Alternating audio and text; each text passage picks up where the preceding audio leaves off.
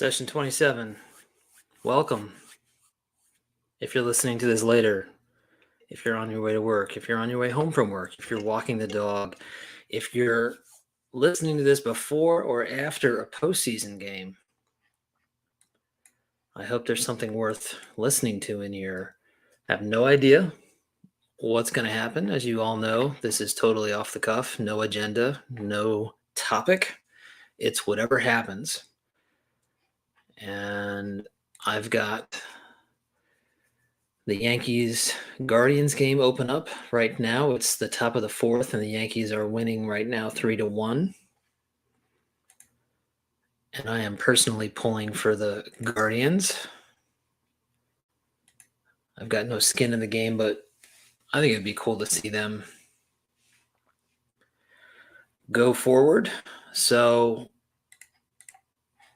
we'll kind of stick around here and see who shows up and see what y'all want to get into today.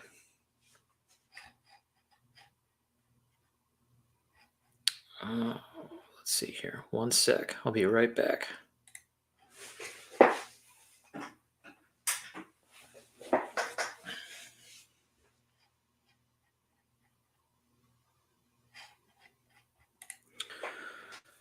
All right.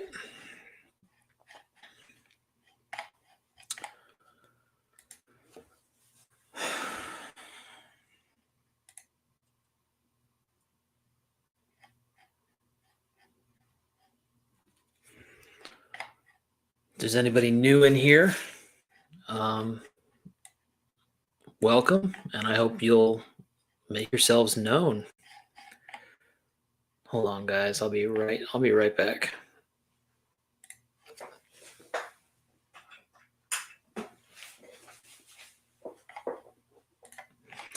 All right, there we go. I'm surprised you're even in here, man. Reindeer Studios says, I hope you don't mind if I don't pay real close attention to you tonight, Alex. First of all, you should never pay close attention to this, Scott. Second of all, you have much more important things going on right now. So I don't blame you at all.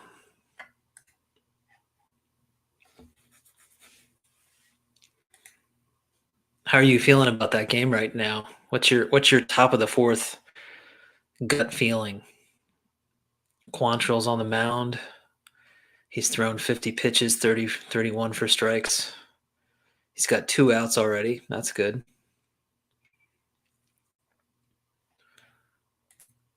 I haven't really been paying attention. I just turned it on, so I'm a little in the dark.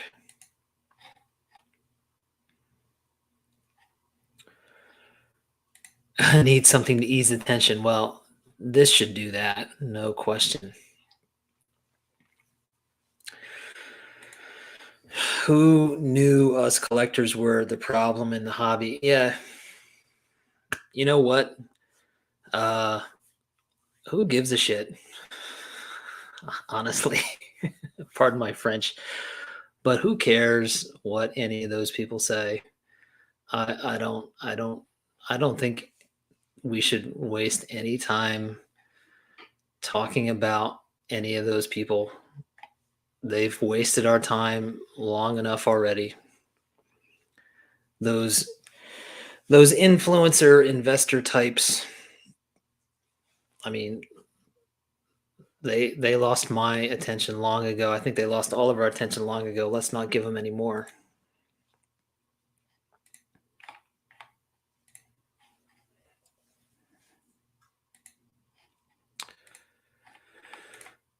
Yeah, man. There's so much more important stuff to talk about, like, soft corners and creases and vintage baseball cards. That's way more important than what some 5,000 subscriber channel wants to tell me about which card I should buy today. Hello, Savoy Special 96. I'm so glad you made it. I appreciate all the comments that you've left on previous videos, and you're here. So I'm so glad to make your acquaintance. Do you have a channel? I'm gonna look you up real quick, but Do you have you started making any videos yet? I hope that you'll consider it if you have not,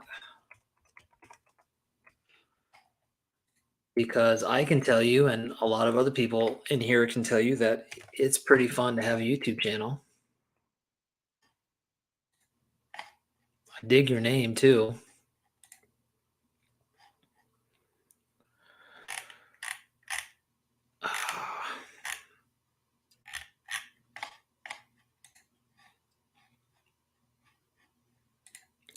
There you go, Dean. They influenced me not to listen to them. Yes, they made for me an incredible impact on knowing that I did not need to hear anything else they needed to say.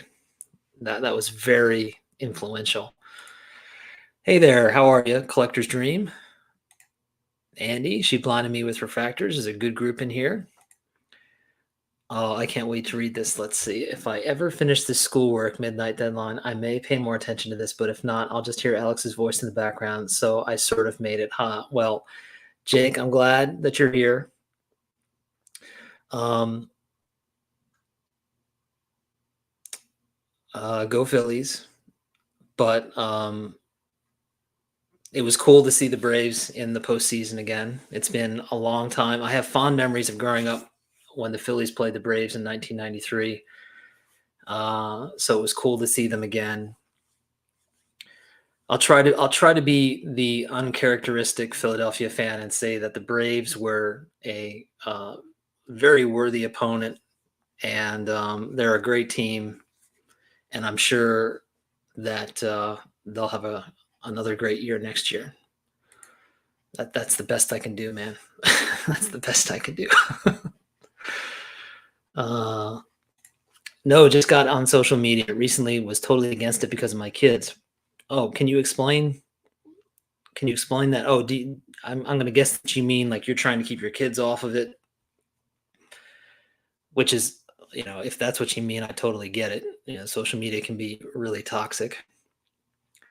There you go. See, it is fun having a YouTube channel. Collector's Dream, I just subscribed to you pretty recently, and I really enjoyed the video that you did. I don't know if it was today or the day before about your pet peeves, and you were talking about authentic slash altered cards. And that was a great video. I remember the first time I really heard about that was also from Dave Blue Jacket 66. And I remember it had the same I had the same reaction that I think you had, which was, yeah, we gotta stop assuming that an authentic slash altered card is like a less than card. No, for many of us, those might be the cards that we can actually afford when it comes to certain cards that are just astronomical in price. Jesse, what's going on? Think Blue 77. Fantastic channel. If anybody in here doesn't know Jesse's channel, go on YouTube right now, look up Think Blue 77, subscribe. And I'm sure that Jesse's cooking up plenty of new videos for you to watch, but you can also go through his library of videos and enjoy his massive collection.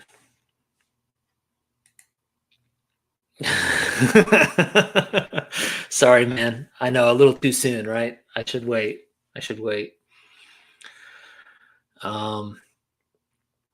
He took it well, though. Would I trade a 1988 to 1992 top set run for the Connie Mack card? If you catch me on the right night, retro fan, if you catch me on the right night, I might consider it. Yeah. I feel like if Bob Lewis were here,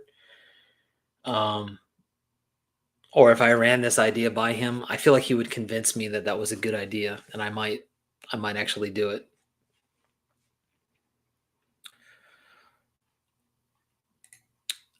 Yeah, I was in that chat. It was so cool to see Jason back on YouTube doing a baseball chat. I hope he does it more often. Jason's a good guy and has a cool collection, and I miss hearing from that guy in live chats. And And to be honest with you guys, the only reason I do this is because he started it a long time ago, and he is way better at it than I am. I can't hold a candle to a zombie collector live stream. His channel's not zombie collector anymore, but anybody that was in those live streams knows what I'm talking about. That was a good time in Jason's live stream, and when he kind of took a step away, I realized how much I missed those live streams because they were just a chance for people to get together. And, maybe we would talk about baseball cards. Maybe we wouldn't, though. And we would just kind of joke around. And it was just a place for everybody to kind of get together outside of leaving comments on each other's channels. And, to me, that was something that Jason really provided to the community and that I really missed. And honestly, the only reason I'm doing this is because he wasn't. Because no one else, there are a lot of people doing live chats, don't get me wrong, and there's some really great ones out there. But one of the reasons I do it is just to have a place for all of us to get together and just shoot the shit, honestly, and get an opportunity for all you guys to kind of meet each other in the comments. I think there's probably way more better things happening in the comments section of these videos than there is with whatever I'm saying. So I was so glad to see Jason over on John's channel, and I hope that happens more often. Yeah, my pleasure. It was great. A week ago, all the experts were looking ahead to the Dodgers, Braves. That's why they play the games. Yeah, I couldn't agree more. Hey, I keep thinking about 2010, 2011. The Phillies were expected to beat the Giants. They were expected to beat the Cardinals in those series, and they didn't.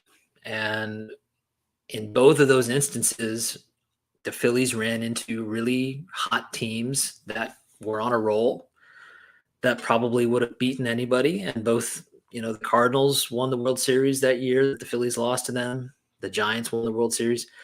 And so, in one of those seasons, the Phillies were like, I don't remember, like over 100 wins. And so it just goes to show you, it's all about who's hot in October. I mean, everybody always says that, but when you go look at it, there it is. One day, hopefully, I'll get the nerve to make vids to go with my YouTube channel. Yeah, guys, does anybody in here want to share some advice with Savoy Special 96 on starting a YouTube channel? What's some advice you guys have for him? I'm going to hold off on throwing my advice out there. I'd love to hear from you guys first, and I'll just kind of throw those ideas up here on the chat for him and anybody else in here that might be thinking about starting a channel. Oh,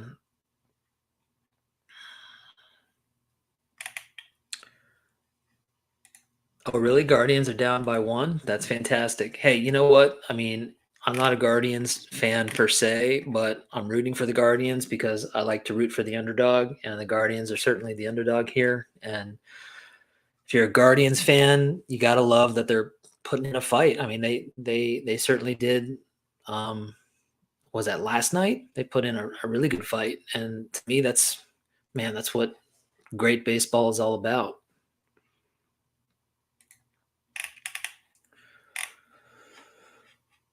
Hey, Picker Jim. Congrats, Jim, on your, I think, was it 250 videos? I just watched that video maybe like an hour ago. And for those of you that have not checked it out, Jim is doing a contest for having made 250 or 350? 250, yeah. So check that video out. He's got a great giveaway going with some sweet cards. And Jim's got a fantastic channel as well. So I hope you guys check that out.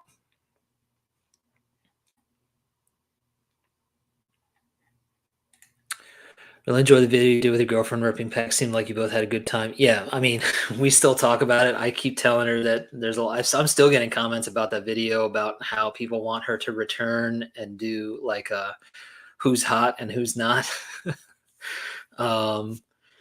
So yeah, we'll see. I mean, she, her education when it comes to baseball is coming from me. Um, she's not originally from the States, and so she did not grow up with baseball. But she's slowly picking it up, and she's been picking on me for years now about the Phillies. I mean, she pretty much calls the Phillies the losers.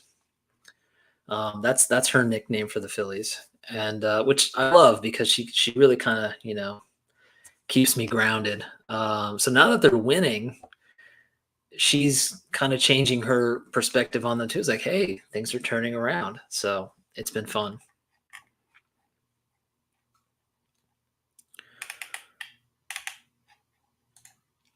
There you go. So here's a YouTuber that just this year started showing his collection, but I'm going to be guessing collector's dream that you've been collecting for quite a while. So only this year did you decide to start making YouTube videos. So here's some advice from Legends Never Die, Jake. Just cut on the camera, make videos for you that you like, and run with it. The card community will accept you with open arms. It always does. Yeah, that's a great um, quick piece of advice. Is you don't have to overthink it unless you want to. Like if I think it's totally cool if you want to like, okay, how do I want to do it, and what do I want to do? You can have fun with it, but you don't. But you also don't have to stress yourself out. It should be fun. It's not a chore. It's not work.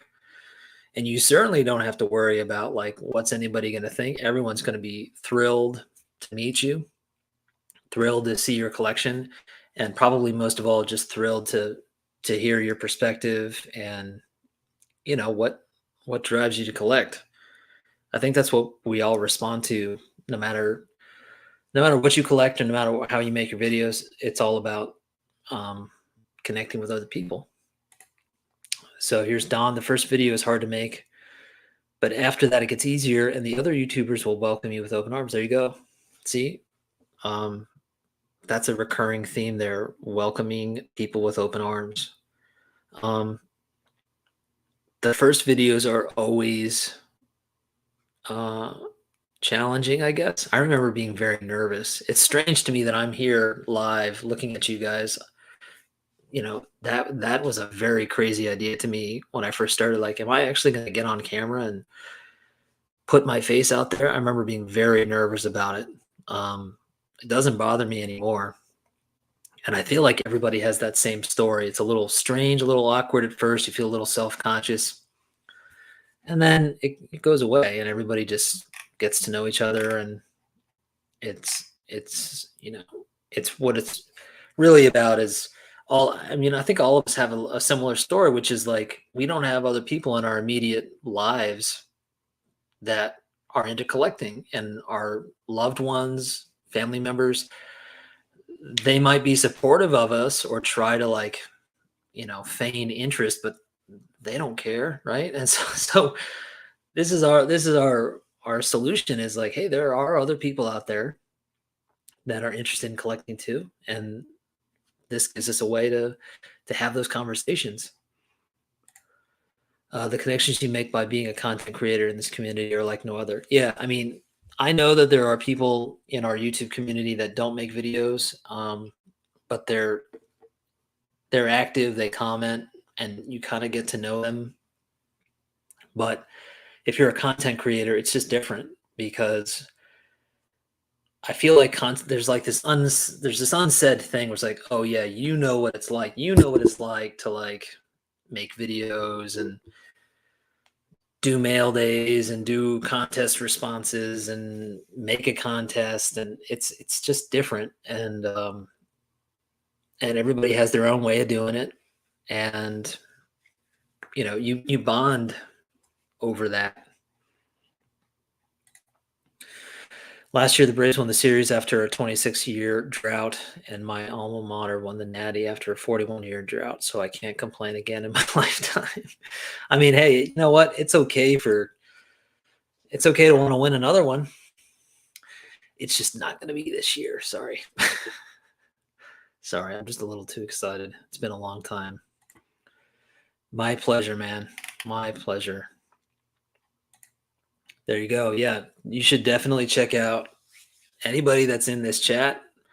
Pretty much that I can tell, everybody in here has a great channel that's commenting, so you should definitely check them all out. Dodger 27, I didn't see you were in here. Welcome. I want to do a video this week when I get some cards in the mail. Made a nice Pee Wee Reese pickup at the Del Mar show. Can I ask which Pee Wee Reese did you get, or do I have to wait for the video? It's okay if I have to wait. Yeah, just do it.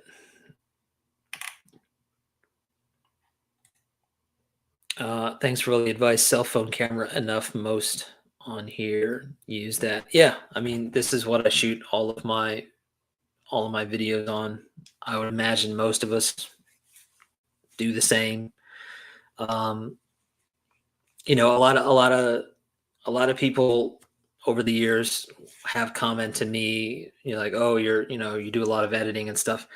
And like, honestly, I don't really do that much editing. I mean, yeah, I got some stuff at the beginning and the end, but ultimately I also just turn the camera on and film stuff, and I try to keep it fairly simple. Every now and then, yeah, I might do some editing with pictures and stuff, but I also will just turn the camera on and shoot. And there's nothing wrong with that, because you know, it's about so much more than the video. It's really just about, like, it's just another way to connect with people, and I think that's all we're all trying to do.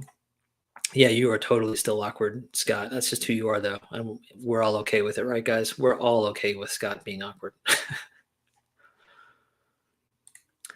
I just use my cell phone, but still hesitant to show my face. Yeah, I mean, again, like I said, I'm shocked at myself for doing these live streams, because normally on my channel you don't see my face. I'm not interested in showing my face. Like, I would much rather just be like, hey guys, look at this card. This card's awesome. You don't need to see my face.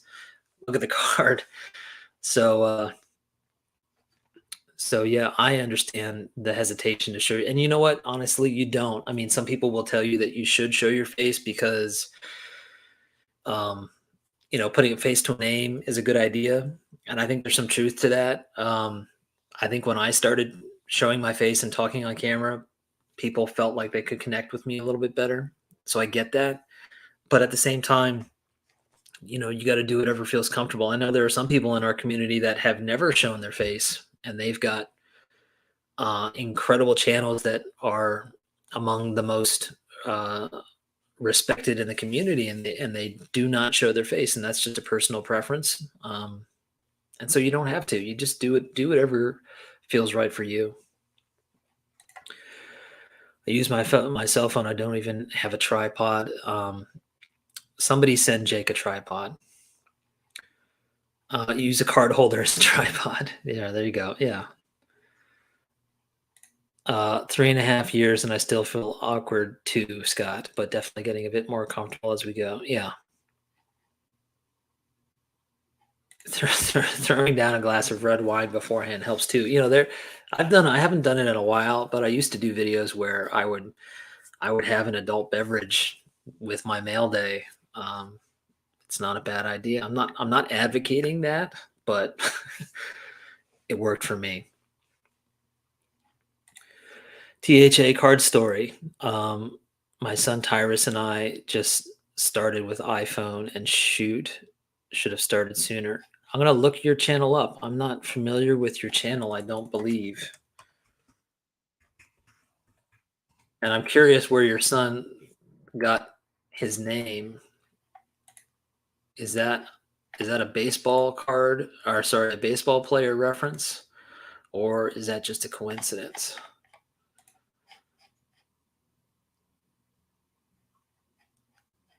I see you started your channel about 2 months ago. So cool. I just subscribed. I'll be sure to check out your channel. I hope the rest of you guys will look up THA card story.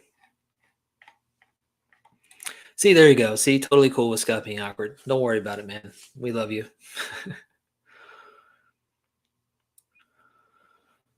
Um,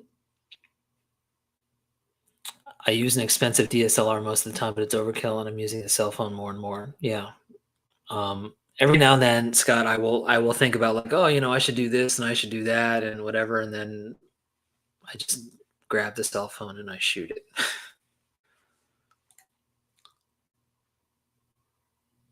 Right. So the beard outweighs the awkwardness. So Jake, you're mesmerized by the beard, which disguises the awkwardness. All right, still 3-2 Yankees, top of the fifth.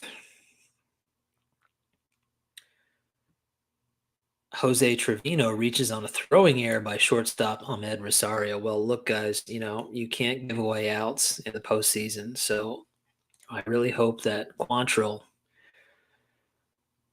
can erase that mistake, although he's going to have to throw more pitches to do it. That's just the postseason mindset, right?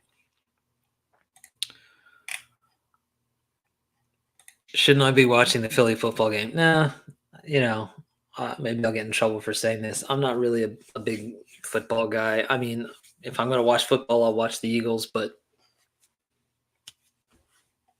no, not really. Not really a football guy.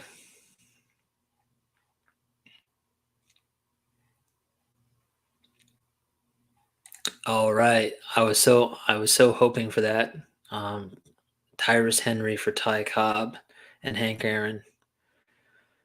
Thanks for subbing and go Phils. Go Phils. Well, that's really cool. Um, I'm very excited to check out your channel. Um, all you need to know, Don, is that it's a fancy camera. There's not much more to know than that. There you go. See, there you go. It's a big camera with a fancy lens.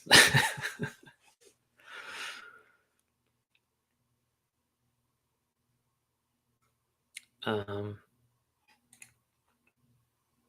do I ever listen to baseball games on the radio? I feel like that's a lost art. I really enjoy it. Yeah, let me tell you something. This entire postseason, all the games I have listened to on the radio. Screw the TV. All right. Screw Fox. Screw CBS, ESPN. Screw all of them. They're all terrible. They suck at their job. The coverage is awful. The announcers are a joke. Garbage. Total garbage.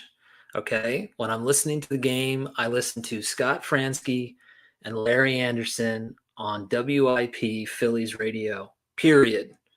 That's it. And I'll tell you what, like when you're listening to postseason baseball on the radio, it is so much more of an experience because your mind is so active because you're imagining what they're talking about. And especially if the broadcasters are good and the Phillies broadcasters, the radio broadcasters are top of the game, in my opinion. It's such a pleasure to listen to. And it's like, I don't know if it's 2022 or 1952. It's timeless. It's so good. So you can tell, Will, that I'm a huge fan of baseball on the radio. Anybody in here that's watching the postseason or has a game, has a team in the postseason right now, I would encourage you to try maybe just a few innings listening to it on the radio and see how you feel about it. For some people, maybe it's boring or you'd rather see it, but for me, I love it. It's like I'm like way more amped listening to it on the radio than I am if I'm watching it on TV. Okay, we got a Padres person in here. Hey man, congrats. That's going to be really cool, I think, for Philadelphia and for San Diego. Those are two cities that are going to have a lot of fun.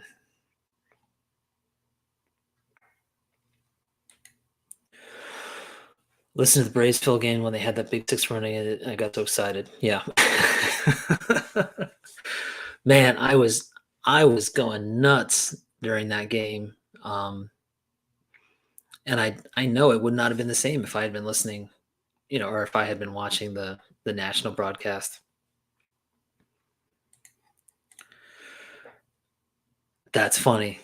would have had the Dodger game on the radio in one ear, the Angels in the other, and the game of the week on TV. That's really funny. I sometimes listen to old broadcasts when I'm falling asleep. Chuck Thompson, Vince Scully, nothing like a good broadcaster. Yeah.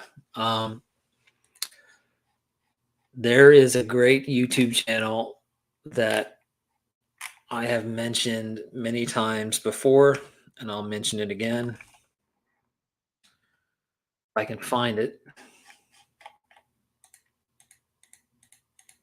Oh, I just went by it.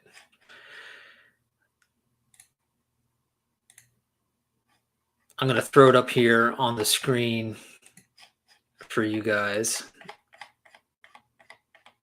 For anybody that's interested.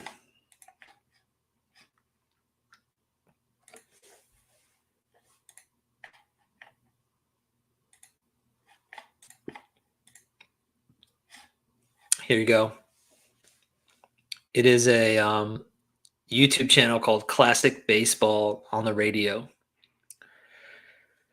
This YouTube channel has been around for quite a long time, and it is a absolute treasure trove of broadcasts going all the way back into like the 1940s, and it's very active. The guy is constantly putting up vintage games on a daily basis, and there's so much here. So if anybody wants to have something on in the background, you can look up your team. You can look up key World Series games. It's amazing to get to listen to some of this stuff. So yeah, and it's full games. It's everything. It's the whole game. Yeah, and it's a lot of work. I mean, the guy that does this puts in a ton of time finding the games and stitching them together, and yeah.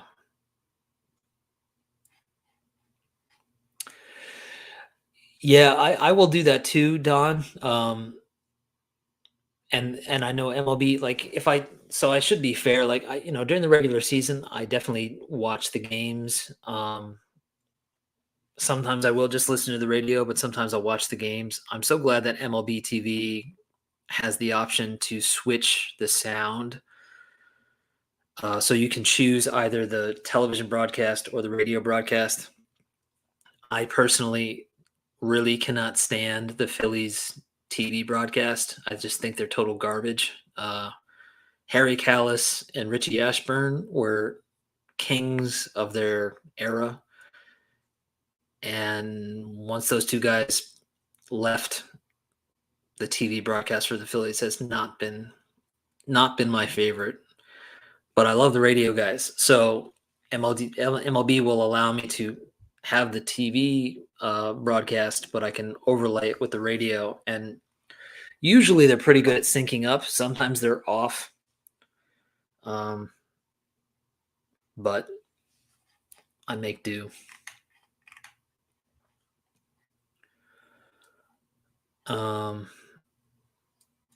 Yeah, I mean, if you're doing it manually, it takes some work, but like I said, MLB TV, postseason aside, would allow you to do it.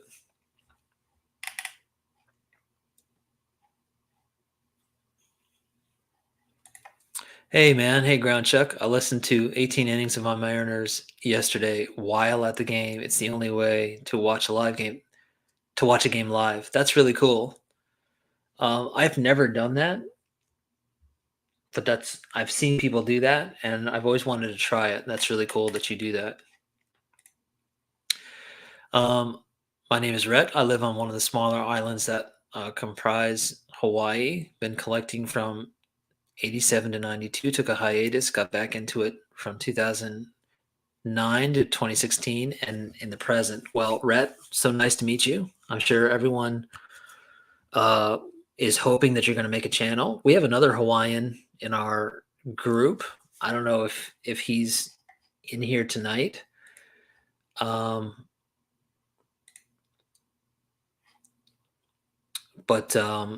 Double D Vintage is in your neck of the woods, I believe. So I definitely hope that you consider making videos. Yeah, totally, Jesse. Yeah, the commercials and the old sponsors are great. Yeah, I mean, that's the other thing about this YouTube channel is just like it really puts you in the era. It's like, and here are the Brooklyn Dodgers brought to you by, I don't know, like Schaefer beer or something.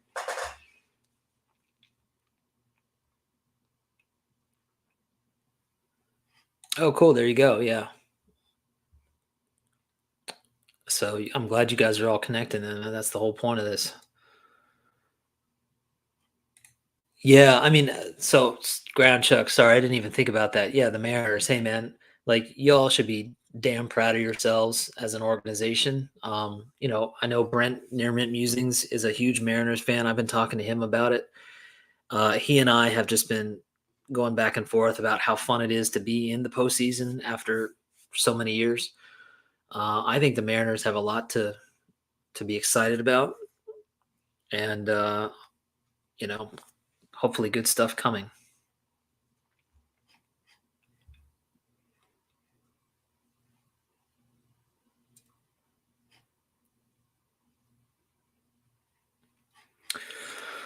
Um,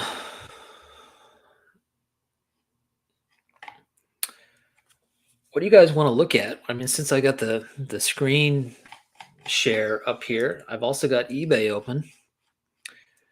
What are you guys in the mood to take a look at? Um,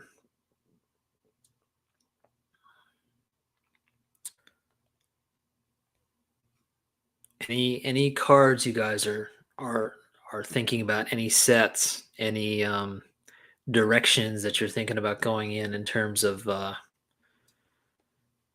your collection?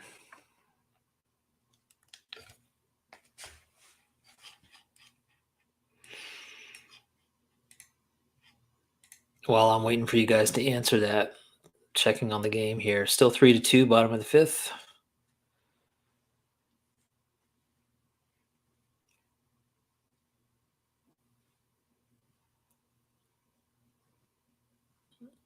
Garrett Cole's still in there at 80 pitches.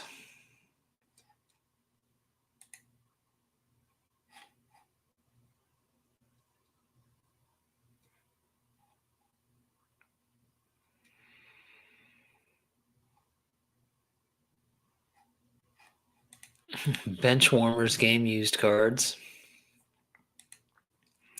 Anything Eddie Waitkus? Any particular reason? Are you just on an Eddie Waitkus kick? I bought a Sports Illustrated for Aaron's 715th. The advertisements were awesome, particularly the cars and the clothes. Right?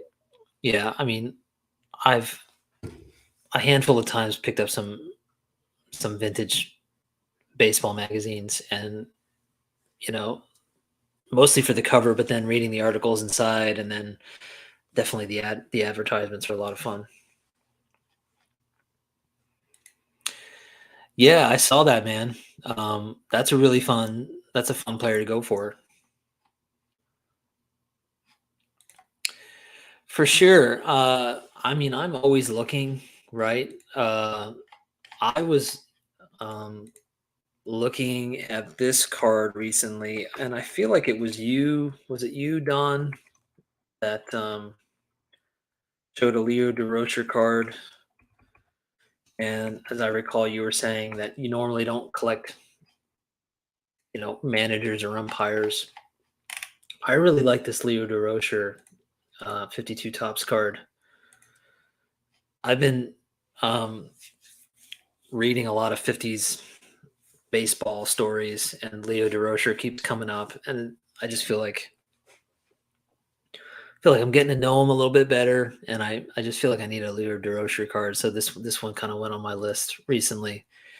Um, but I mean, there's a bunch of 52s. I still want a Monty Irvin. I can't seem to find a good copy of it. I really like the Gil Hodges. I like the Harry Simpson. Harry Simpson's not a name that a lot of people necessarily No, but I know you know Harry Simpson, Don Suitcase Harry. Um, I just really like this card. I'm a sucker for a card with clouds in it. I just think it's a beautiful card. So yeah, I've got a running list of 52 tops. Some of them are big names, and some of them are like this card, just really nice looking cards that I'm drawn to. I picked up the 63 Tops Power Plus card yesterday at a show. I don't know why, but it was speaking to me. Well, yeah, I know he was shot by a crazed woman, but I was wondering if there was something else besides that.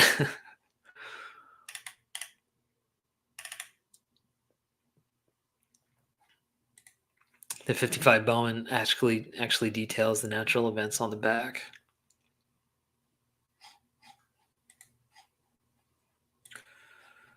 Let's go read it. 55 Bowman.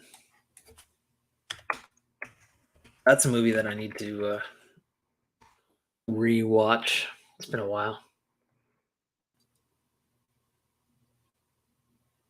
I spelled his name wrong. I mean, come on, YouTube. You didn't know what I was trying to type in? Eddie Waitkus.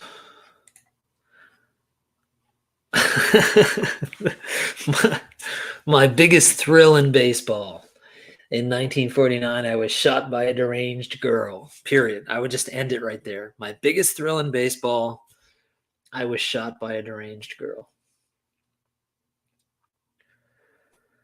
I was released from the hospital. I was sent to Florida by the Phillies to see if I might recover enough to resume baseball. The schedule laid out for me was a nightmare. I was in a bad nervous condition, and I grew more depressed each day. Then I met a girl who knew a lot about human nature, who had faith in me. I went on to a good season, and the newspapers commended me for the comeback of the year. The girl who helped me so much is now my wife, and she's named Glenn Close. It does not say that. I think 52 Tops Waitkus as a Philly is a beautiful card.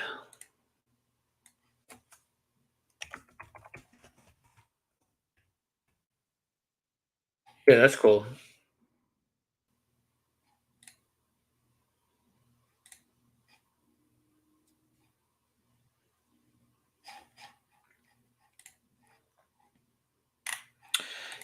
Right. Yeah, the 50 Bowman DeRocher Don. I've really gotten into team sets, finished the Dodgers 51 and 52 Bowman run. Currently working on 50 Bowman and T206 Brooklyn team sets. That's cool, man. I think that's a great way to collect. And I mean, Brooklyn is my favorite vintage team next to the Phillies. So I'm right there with you.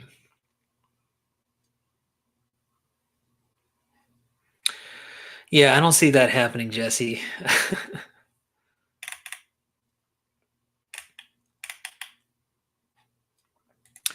Yeah, well, I just picked that one up. It's right here. Should shut this down. There you go.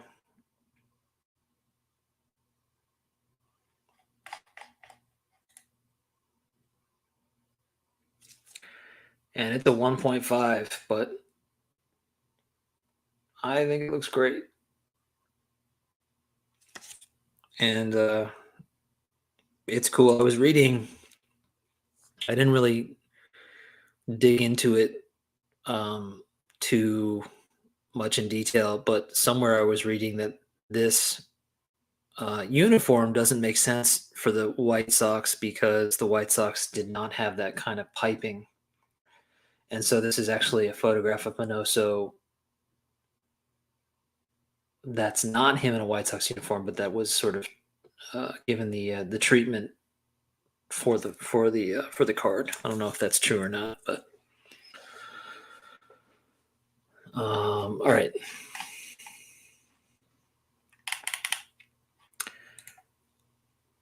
Yeah, it does. It does.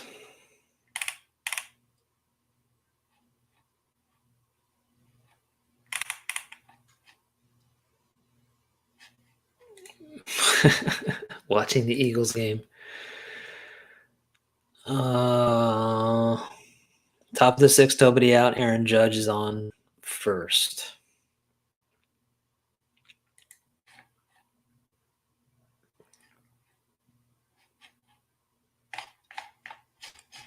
I'll open this up again.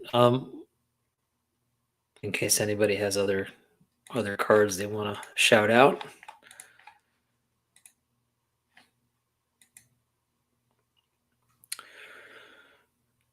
Yeah, I mean that's got to be what it is. Because I mean he was briefly with the Indians before he went to the White Sox, but probably not long enough for anybody to take a photograph. So I don't know. I didn't really dig into it, but interesting. Thoughts on 55 tops double headers. Only reason I ask is because I picked up a Ted Williams, but I'm thinking of getting some comments that I can afford. I think they're cool. Not sure if they are popular. Any thoughts? Does anybody in here have any strong feelings about 55 tops double headers, or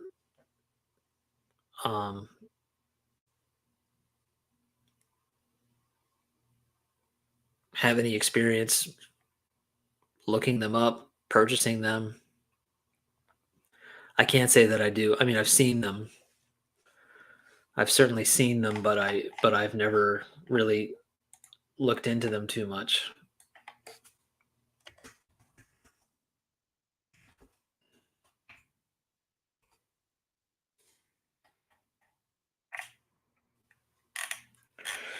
I mean, I don't know if you're integrated or not.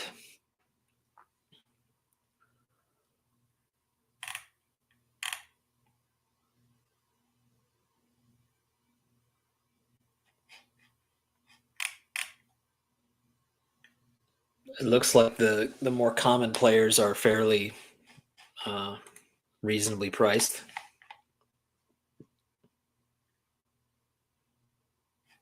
I just want to check this one out real quick. Monty Irvin and this guy, Kimmerer.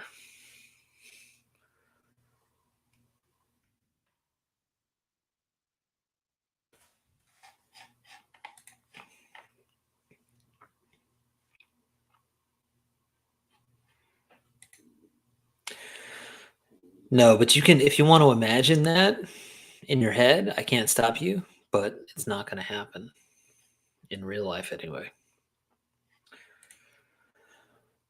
Rhett, the 55 tops double headers are a set that I've been resisting for a while. I picked up a Raves comment as a type card, but that can get pretty pricey. Okay. Right. Minoso is the only player to play with in 5 decades, right? What's going on, Josh? Impact player.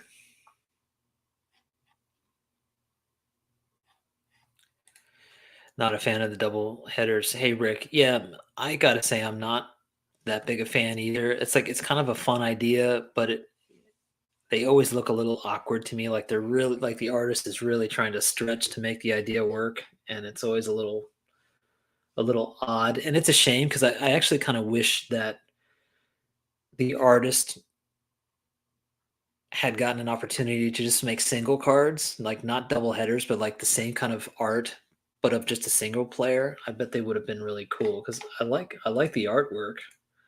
Like they look like they're straight out of a comic book, which would have been cool. Don didn't know about these cards, and that's what happens, guys. That's what happens is we talk about cards that Don didn't know about, and then Don gets angry because he goes on eBay and starts looking for these cards. It's a nice cycle that we have. I have a 55 Dodger display in my memorabilia room, and those double headers might look nice in the display. All right. Do you have a YouTube channel? Um, I could look your channel up, but I'm curious to know if you have a channel. Don Mossie's ears aren't big enough on his doubleheader. Let's go confirm that.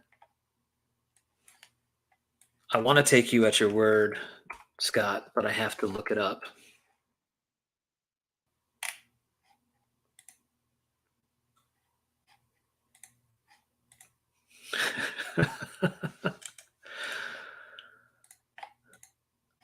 I mean, he's upside down, but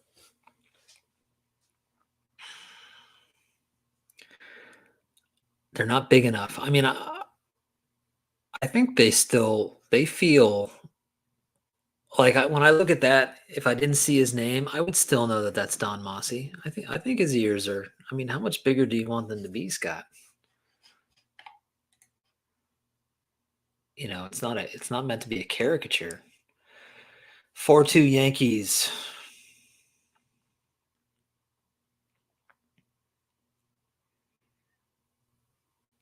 Come on. Come on, Morgan.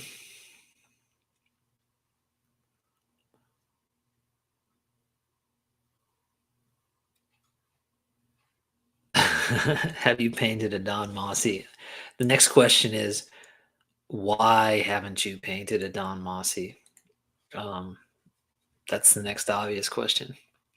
Hey, Alan.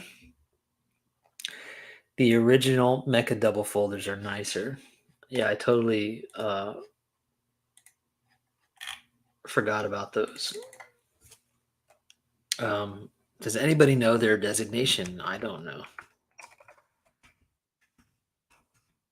I'm sure they'll just pop up. T201. Yeah. So, in case you didn't know, there was a pre-war version of this idea of the players folding over each other here. And there's some big names. There's a Mathewson, right? There's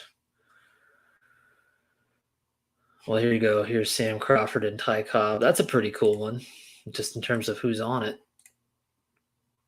Sam Crawford, Ty Cobb. That's not a Ty Cobb that you hear about too often.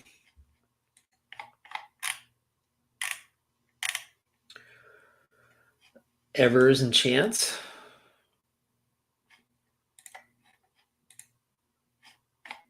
That's pretty awesome, actually.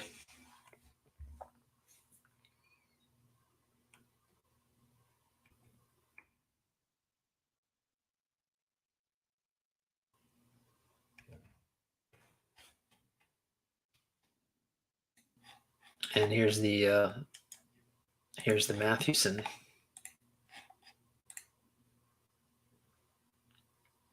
Doesn't really look like. I mean, a lot of these guys, the artwork doesn't necessarily capture the look of the player very well, but they're still pretty neat. Okay, so you are planning on making a channel. I hope you do. And when you do, come back in here and make sure we all know.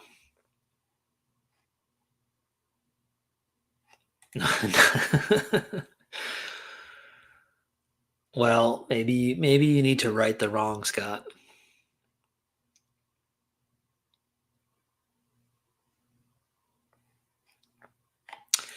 Brian, man, good to see you. It's a good group of people in here. Here's John.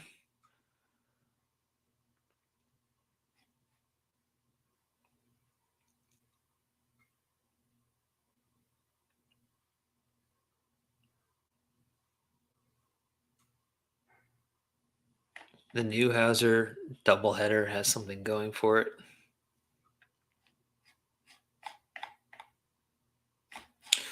Yeah, I tend to avoid cards that look nothing like the real players. Yeah, I feel the same way.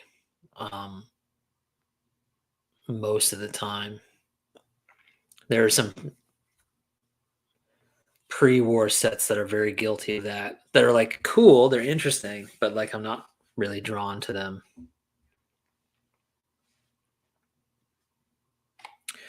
John's a collector and collectors are evil. Well, okay. I guess we're all evil then. Good to know. Good to know. Yeah, we're responsible for ruining the market, right? Or something. Because we collect baseball cards. All right, Eli Morgan got the Guardians out of the inning. Hey, it's only bottom of the sixth. There's time. There's plenty of time to come back. Check out the Lajoie early action photo with ball in flight. You mean from this set, Alan? From the Meccas?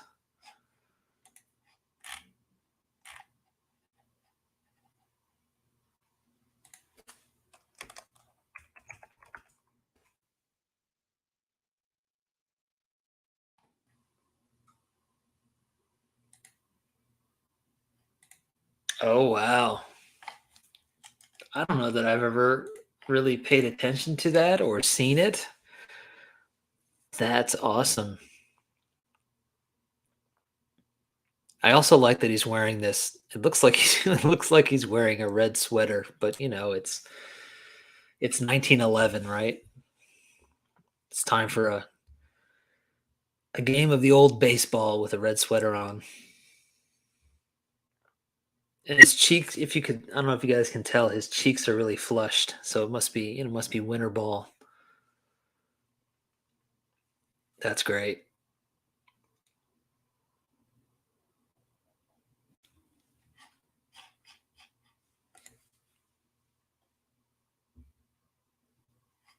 Yeah, I mean, I think we all do. I've gotten used to calling them the Guardians, but I'll still call them the Indians too.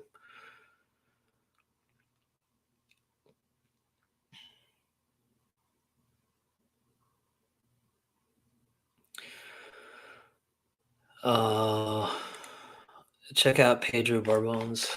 All right, Alan, thank you so much for calling this one out. It's really cool. I appreciate all you guys just dropping different cards to look at. It's fun. Pedro.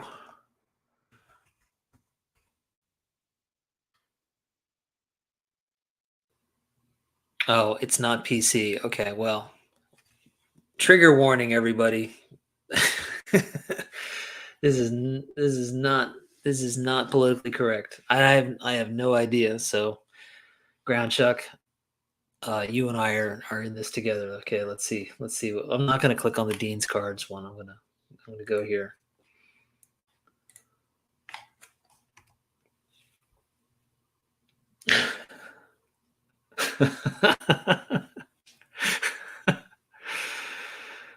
Wow, that's pretty great.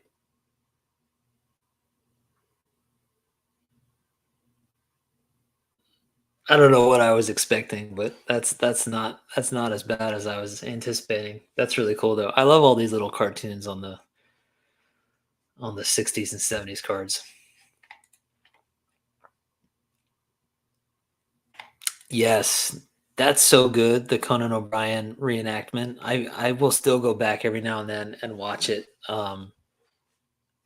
It's like just the right length too. Like if he had gone on any longer, it wouldn't have been funny. It's perfect. I still call the Yankees the Highlanders. Yeah, every now and then I'll call the Phillies the Quakers. Just for kicks. Um,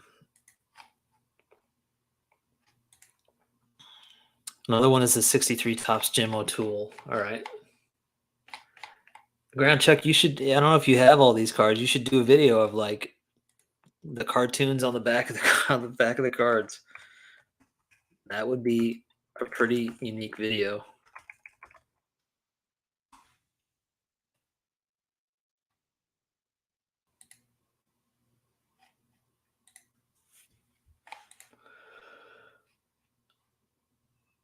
Goodbye, dear. Bring home a win. Jim pitched in 2 World Series.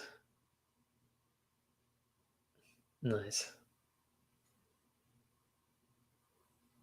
Yeah, I don't. Yeah, what's wrong with that? I don't see anything wrong with that.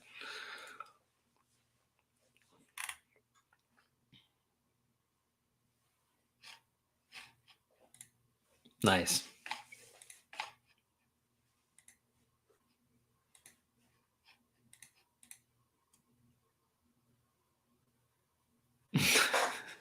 Right, right.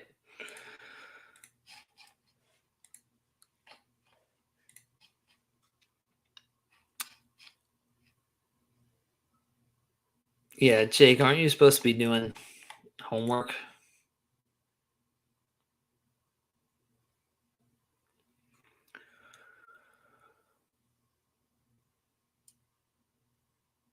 Scott, who on the Guardians right now is your hot bat? You guys have somebody that's like just coming through right now? I'm trying to figure out who I should be like.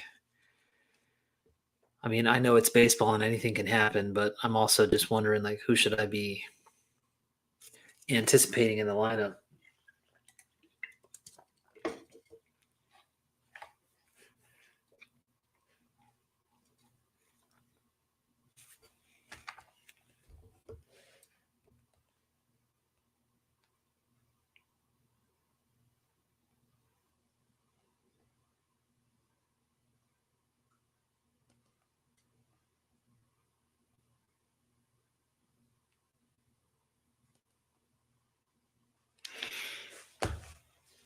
Oscar Gonzalez and Steven Kwan. All right.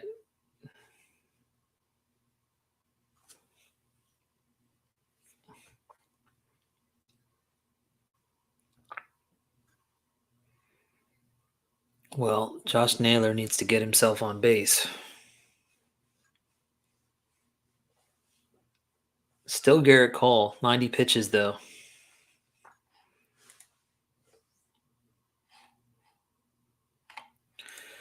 Anyone else not happy about renaming these teams to be politically correct? I don't know if you guys want to weigh in on that.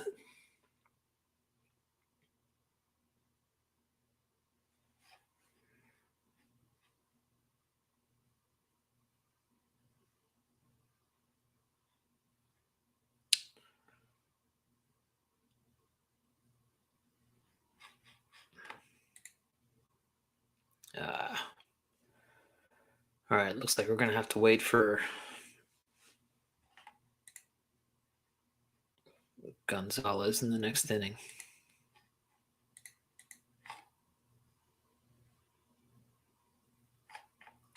Oh yeah, for sure. And I'd be willing to bet that everybody in here knows uh, Greg Kreinler. Um, and if you have Twitter or Instagram, that would definitely be a social media account that I would follow because not only does he post his work, but he also posts his work in progress, so you can see the paintings as he's working on them.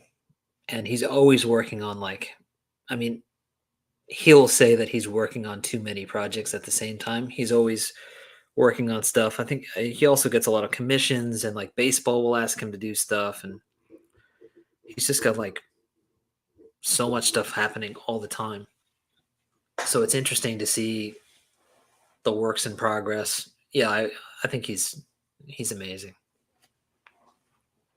Hey man, so thanks so much for dropping in. It was cool. Yeah, we can't forget that there's a master in the room right now. He's a little distracted with Cleveland, but when he's not watching the Guardians, he's doing some great work. I'm glad that the Braves aren't the Bees anymore, or the Rustlers, the Pilgrims, or the Doves. Yeah,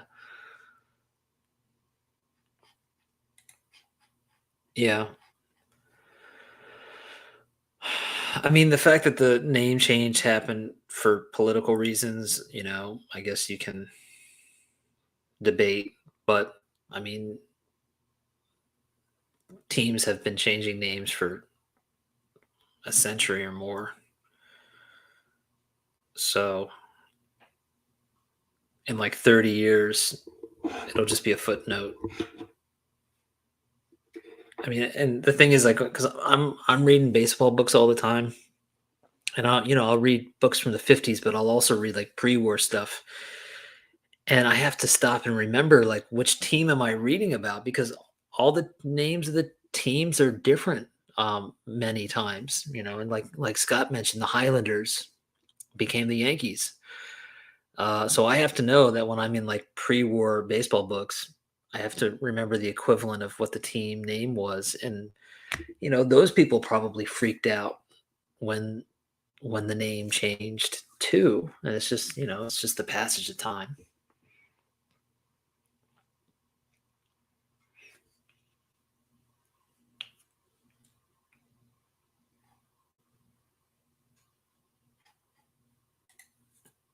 Yeah, really incredible work on that Mutual and Clemente piece.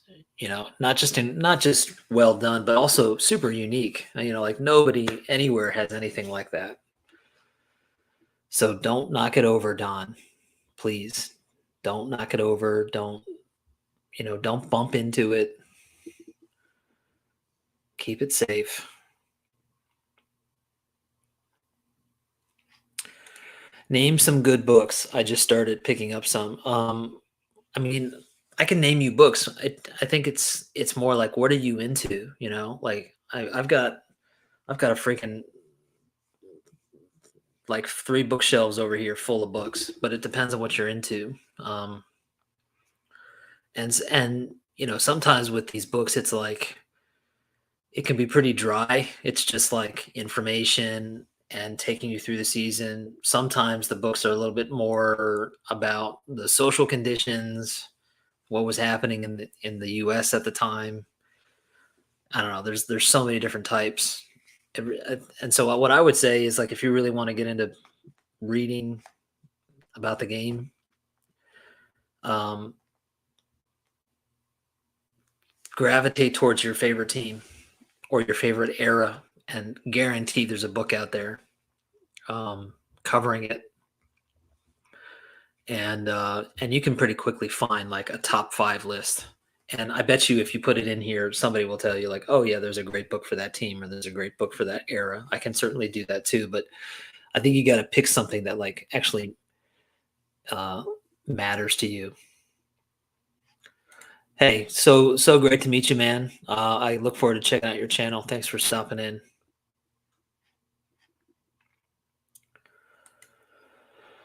The Pitch That Killed. Um, right. I have not read that one, but I know that one. That's cool. John says I was upset that the Bullets changed their name. I thought that was a cool name. Yeah, and you know what? The Bullets had a cool logo too. Um, didn't they have a logo that was like they were like the basketball getting past? Yeah, that was a good logo. I was so worried about knocking Mutual's foot off. Here I was joking, but I guess I was on point.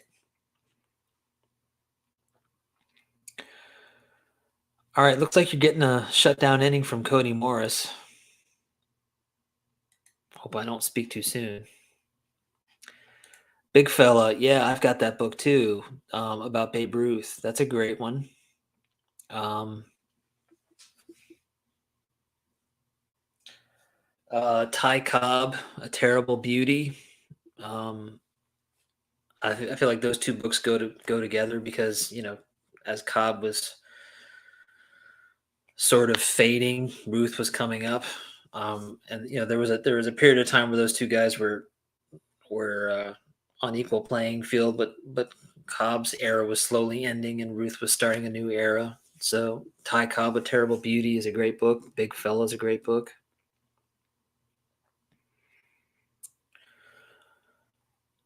Um, Ball Four was interesting, but wildly overrated. Yeah, I've heard a lot about the book. I've never read it. Um, so I agree with the hype I agree with the fact that it's been hyped a lot, but Interesting to see that you think it's overrated. Yeah, I agree, Don. I've said that to you a couple times. If you wanted to, you could start a side business. I would definitely buy some displays from you. I am currently reading. I'm currently reading Our Team, um, which is the epic story of four men in the World Series that changed baseball about the Cleveland Indians before they became the Guardians. Satchel Paige, Larry Doby, Bill Veeck, and Bob Feller are the four men that are covered in this book. This book is signed by the author. I I tweeted something at the author on Twitter, and he responded and sent me this. It's good so far. I haven't really had a chance to really get into it. Um, Boys of Summer is a great book, definitely.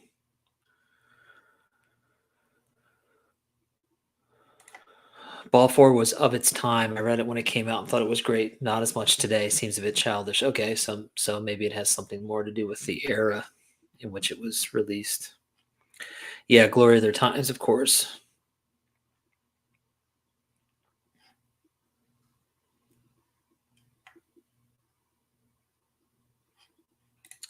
Yep, Glory of Their Times, Boys of Summer. Um,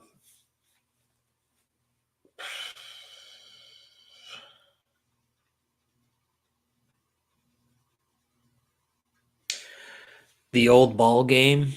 I just finished that one recently. The Old Ball Game is about um, Christy Mathewson, John McGraw, the New York Giants, and just that era where the Giants were just perennial, um,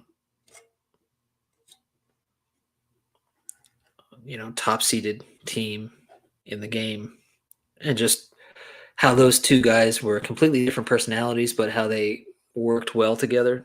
That was a really good book.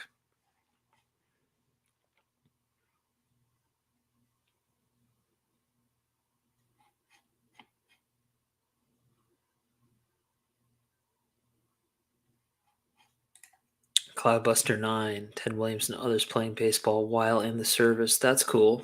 That sounds good. Sounds interesting.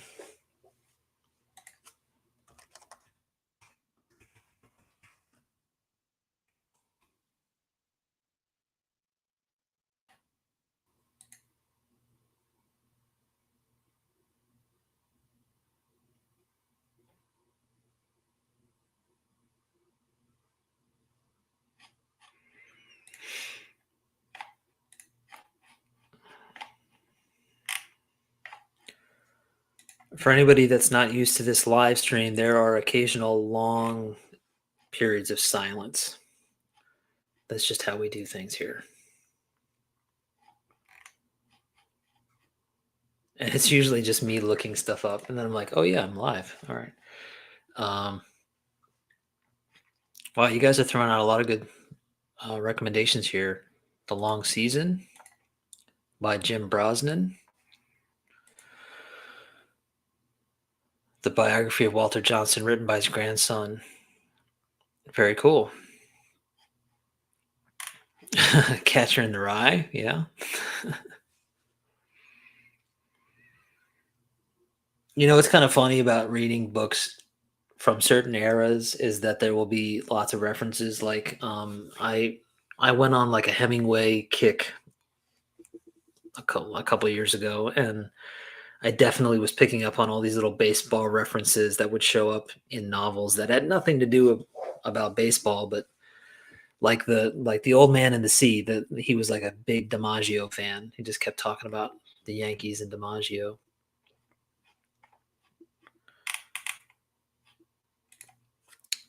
Big Hair and Plastic Grass, right?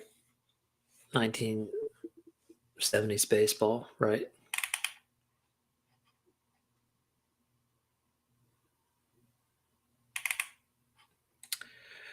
Yeah, I've read Don's book. It's a quick read. It has pictures and like signatures, and then it's over. Um, it's not for everybody.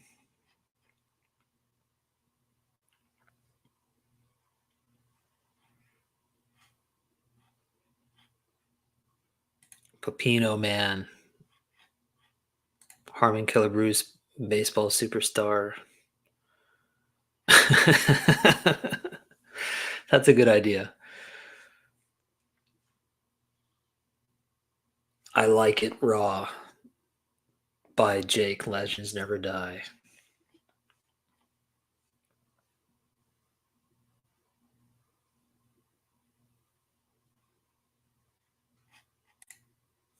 Hey, Mike.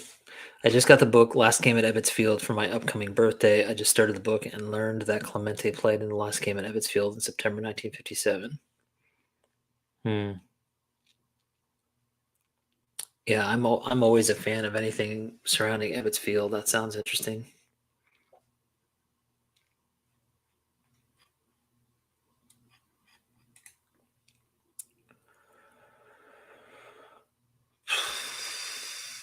Cleveland needs some base runners, and they also need Garrett Cole to get out of there.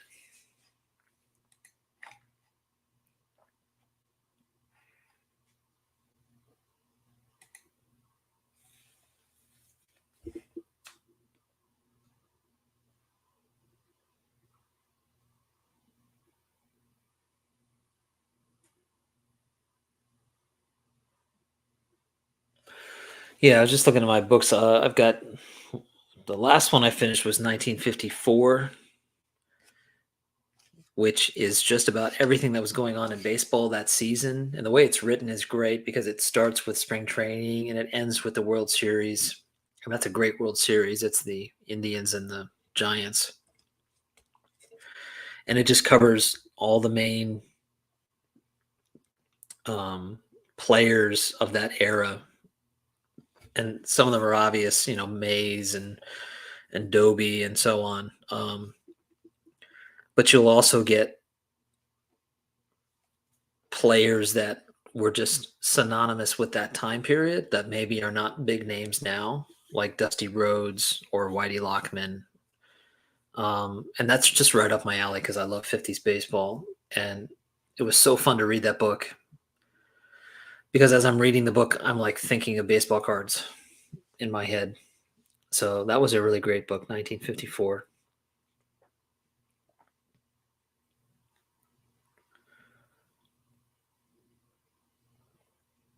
Um, and what was the other one? Oh, the Sandy Koufax biography by Jane Levy was really good too. I read that a couple years ago, but that one kind of sticks in my head as being a good experience.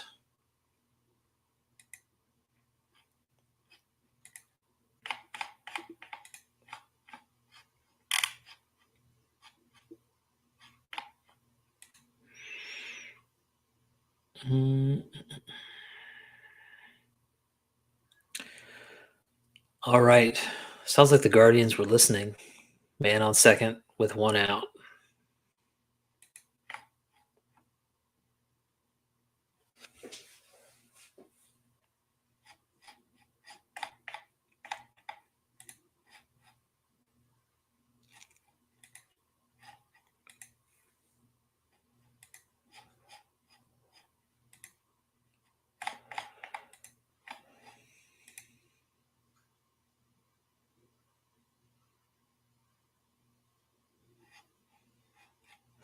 Is this a trivia question, Rick?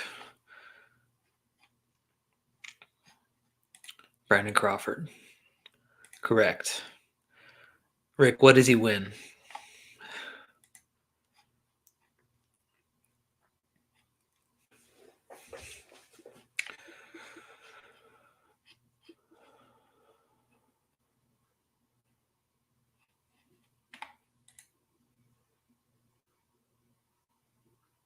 Oh, they're leaving Cole in there.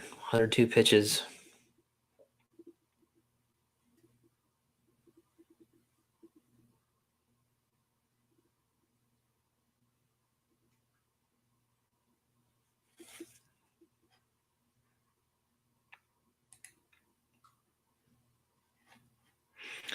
Do any of you guys stare at the game day live app on MLB? You know, the one that kind of like makes it look like it's a video game and has the pitches coming in. I've gotten used to looking at that over the years.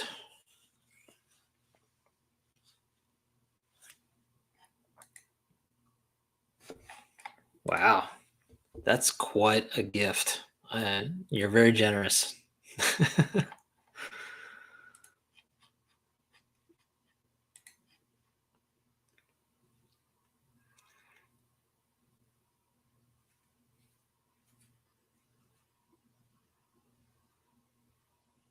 just hanging on this pitch here. 2-2 count.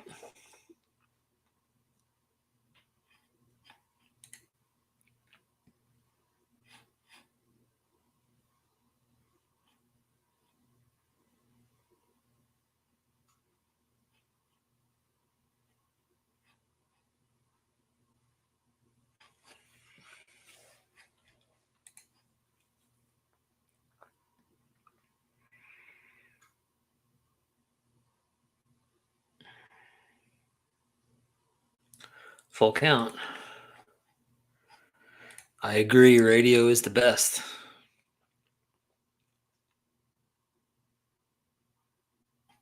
Yeah, I don't have cable either, Caesar.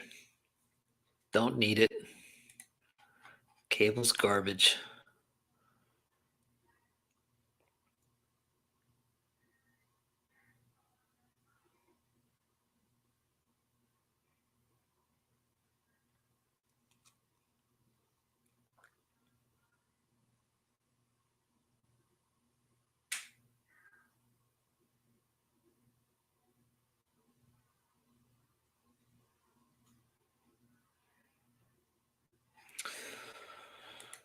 Oh, hey, so glad you could jump in here, Jake.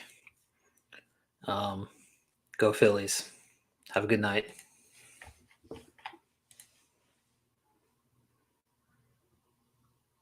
Oh man.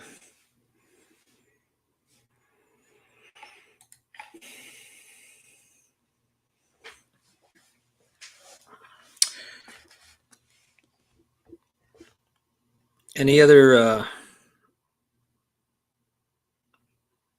any other cards you guys are interested in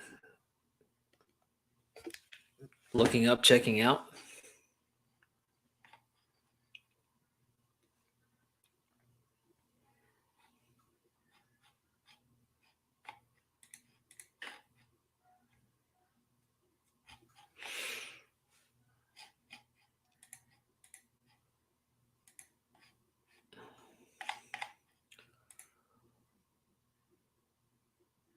I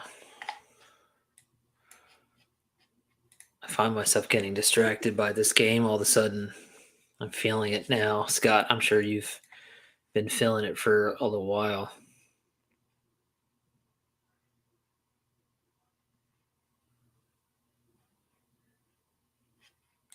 Yeah, I didn't share it. I didn't share the link. Sometimes I forget because I just get so caught up in the comments.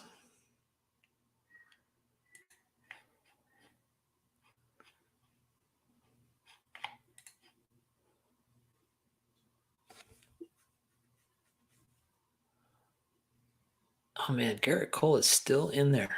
109 pitches. That's cool. Scott, have you seen Dave has that set. I don't know if he's done like a video on just that set or if he did it as some kind of compilation where he showed a lot of different cards, maybe like a year ago or so.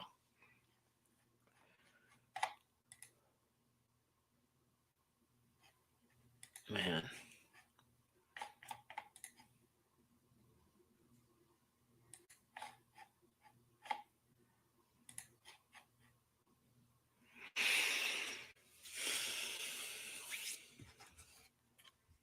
Dave does have everything. Yes.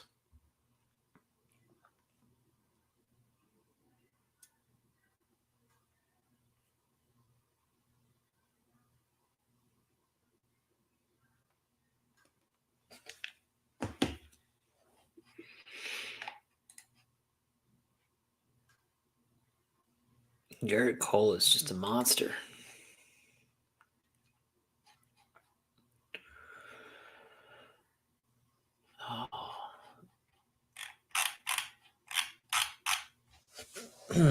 All right, guys. It's been an hour and a half, and I'm running out of steam. So I think we'll call it for now. Thanks so much, everybody, for jumping in here. It was fun. And I'm so glad some new folks came in here today. That was cool. So those of you that have hopped in here, I hope you'll do it again. And, if you're making a new YouTube channel, go for it. It'll be fun. You'll be welcomed for sure. And we'll do this again next weekend. I don't really ever know if it's Friday or Saturday or Sunday. It'll just be whenever it is, and you guys can hop in here and we'll do it again. So until then, take care, guys. And I'm pulling for those Guardians to pull this out. We'll see what happens. All right. See you guys.